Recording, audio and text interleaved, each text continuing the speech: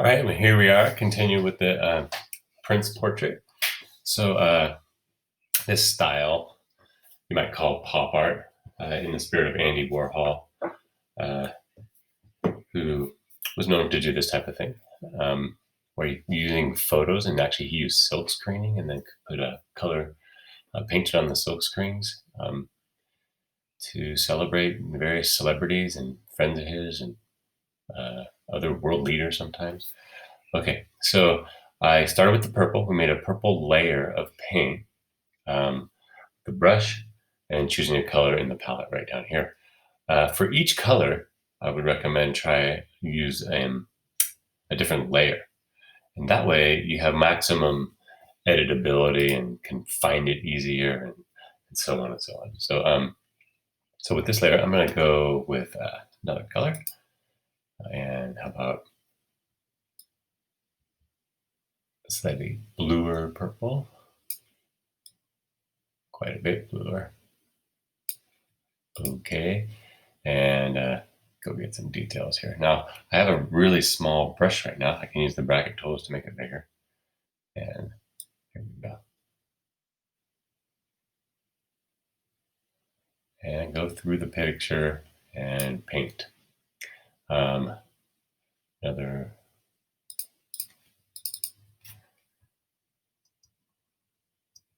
Another things called in a suit.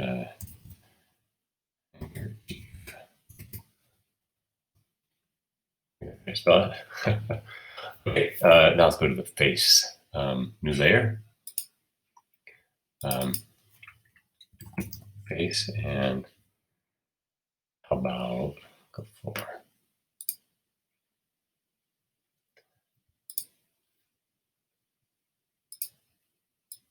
really pink, but really dull, really gray.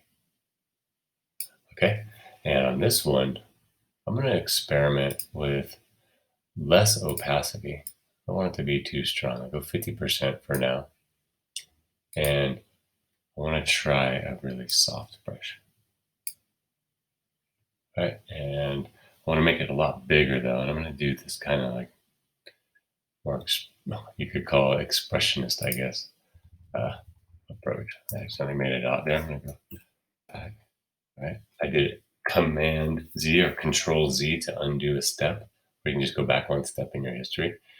Right, and here I'm going to paint on his face. So now I can see, because it's 50% opacity, I can see below it a little bit. All right. And on the hand, let's try and make another layer. And go more deep red.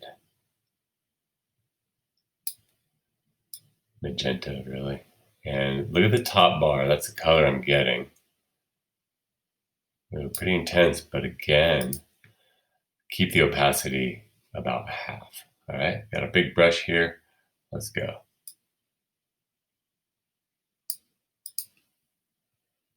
Look at that. It can make double intensity when I layer it twice.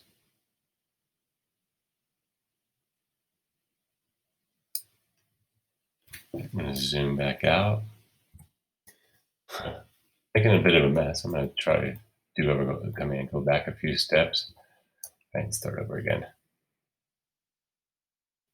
Spray paint this thing. That lesser opacity kind of had a feel of spray paint to me.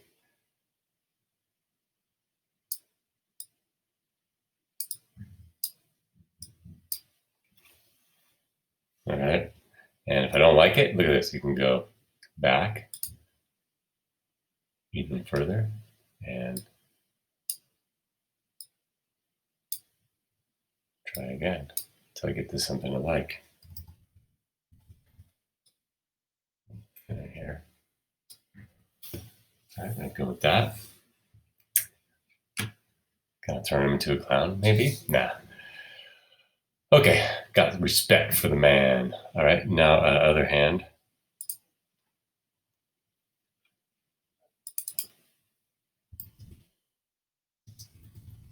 Small hand. and small. New color. Let's go with yellow, bright yellow. Let's see how that looks. All right, and get over here. I say OK. Make sure to hit OK. Got 50% opacity again.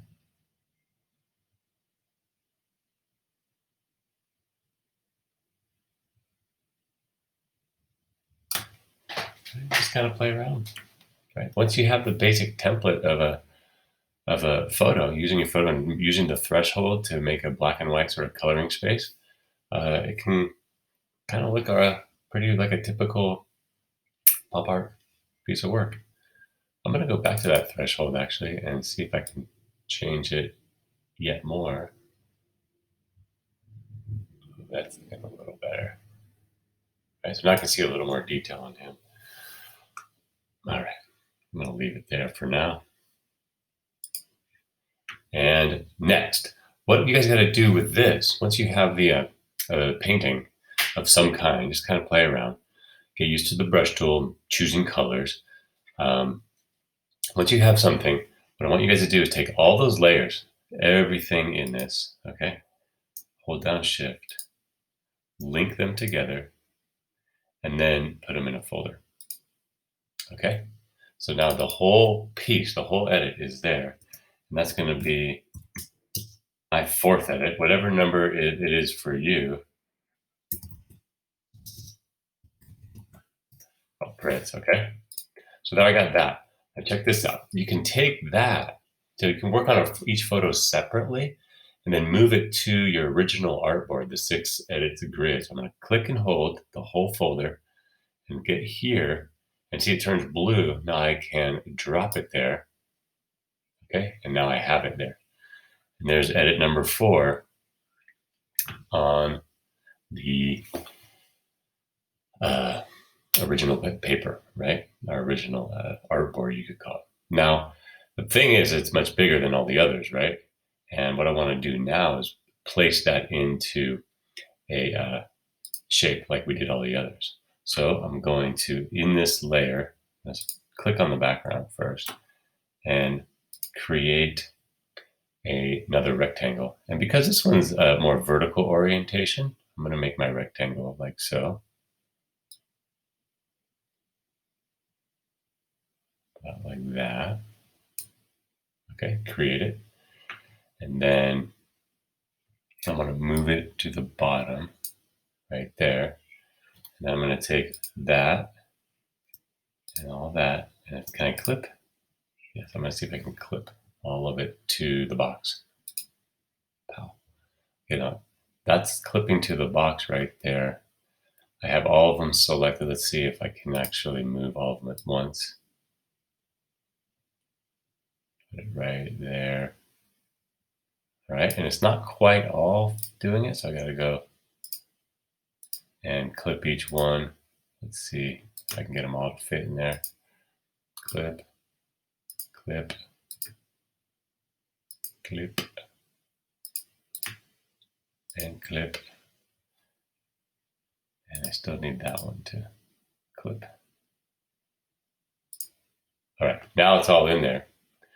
Okay, but I've cut some of him off, right? And it's not fitting in the box. So what I got to do is select all of it, right? And then transform. I click this little button up here, and holding down Shift, I'm going to, I wasn't holding Shift, I got to move it back.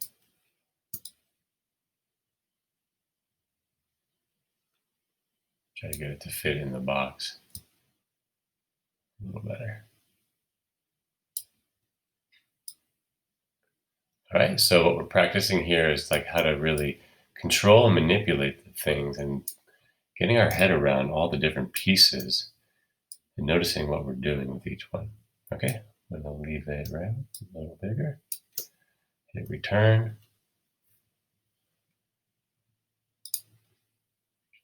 Right, and close it up. Oh, I got the transform tool on. So there's that. Right, now I can take that whole thing. See, when I close the folder, now I can move it where I want it. And if I want a border on that, well, you can go back to the other video where I showed you guys how to do that. All right. And there you go. There it is, a fourth edit inside.